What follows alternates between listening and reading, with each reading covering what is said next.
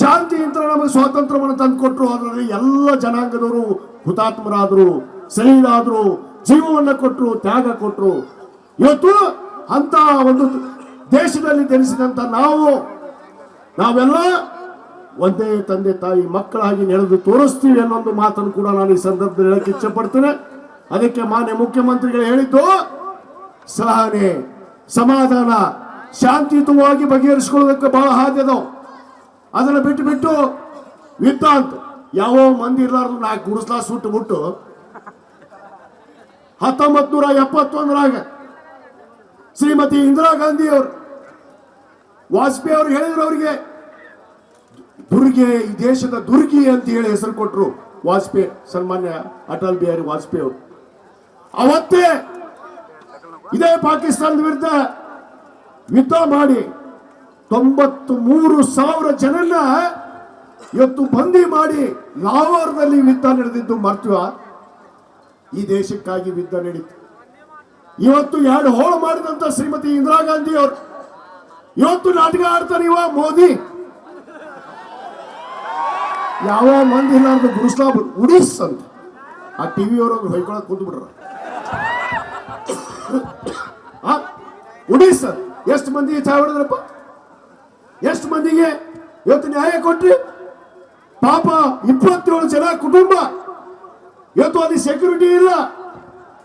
ನಿಮಗೆ ಗೊತ್ತೈತಿ 2019 ಪೂರ್ವದಲ್ಲಿ ಏನು 350 kg RDX ಇವತ್ತು ನಮ್ಮ ದೇಶದ ಒಳಗೆ ಬಂದು ಅಷ್ಟೊಂದು ಯೋಧರು ಸತ್ರರ.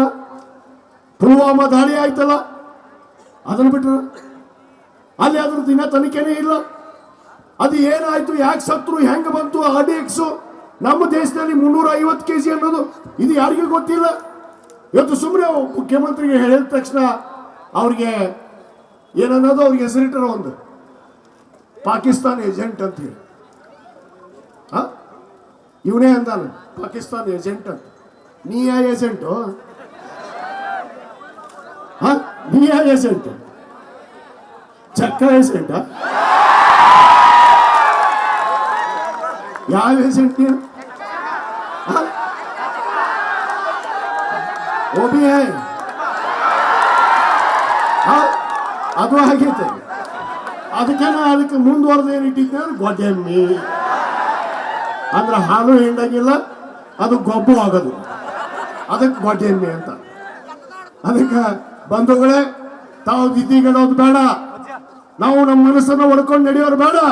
ನಾವು ಭಾರತೀಯರು ಸಹನ ಉಳ್ಳವರ ಶಕ್ತಿ, ನಮ್ಮ ಶಾಂತಿ, ಸಮಾಧಾನ, ತ್ಯಾಗ, ಬಲಿದಾನ ನಮ್ಮ ರಕ್ತದಲ್ಲೇ ಐತಿ.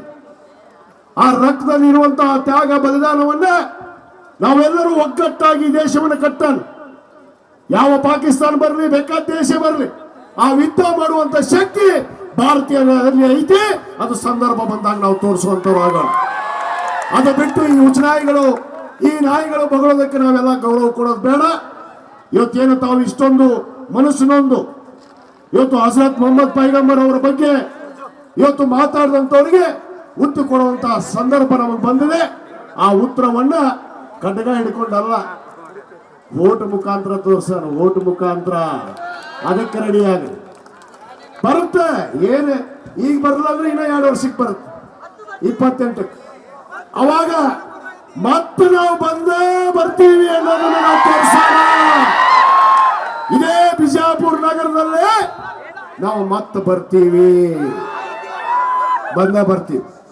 ಅದಕ್ಕೆ ಬಂಧುಗಳೇ, ಹೆಚ್ಚಿಗೆ ಸಮಯ ತೆಗೆದುಕೊಳ್ಳೋದ ತಾವೆಲ್ಲ ಬಿಸಿಲಾಗಿ ನಿಂತೀರಿ ಪಾಪ.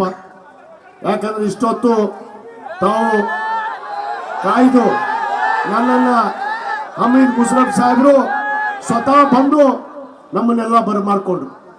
ಬಹುತೇಕ ಬಂಧುಗಳೇ, ನಮ್ಮನ್ನ ನಿಮ್ಮನ್ನ ಒಡೆಯೋದಕ್ಕೆ ಯಾರಿಂತರೂ ಸಾಧ್ಯ ಇಲ್ಲ. ಆ ಒಡೆಯುವಂತ ಕೈಗಳಿಗೆ, ಒಡೆಯುವಂತ ಮನಸ್ಸುಗಳಿಗೆ ಆ ಭಗವಂತ ಖಂಡಿತವಾಗಿ ಶಿಕ್ಷೆ ಕೊಡ್ತಾನೆ ಅನ್ನೋದು ನನಗೆ ವಿಶ್ವಾಸ ಇದೆ. ಆ ಭಗವಂತನ ಮೇಲೆ, ಅಲ್ಲಾಹನ ಮೇಲೆ ನಾವು ಬಹಳ ದೃಢವಾದ ವಿಶ್ವಾಸ, ನಂಬಿಕೆಯನ್ನು ಇಡೋಣ. ಖಂಡಿತವಾಗಿ ಯಾರೇ ತಪ್ಪು ಮಾಡಿದ್ರು ಕೂಡ ಆ ಶಿಕ್ಷೆ ಸಿಕ್ಕೇ ಸಿಗುತ್ತೆ.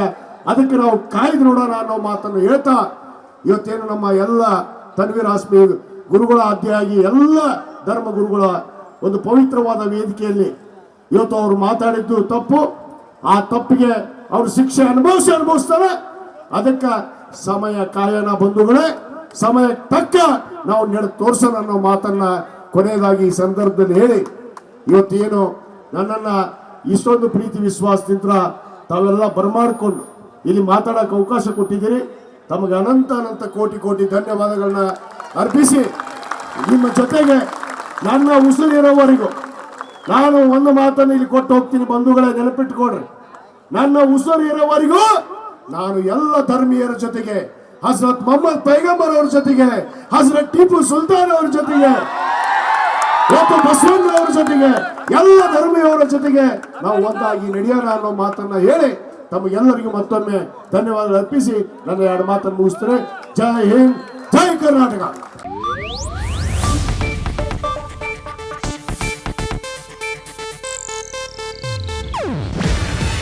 ಇದು ಏಷ್ಯಾನೆಟ್ ನ್ಯೂಸ್ ನೆಟ್ವರ್ಕ್ ಪ್ರಸ್ತುತಿ. ನೀವು ನೋಡ್ತಿದ್ದೀರಾ ಏಷ್ಯಾನೆಟ್ ಸುವರ್ಣ ನ್ಯೂಸ್.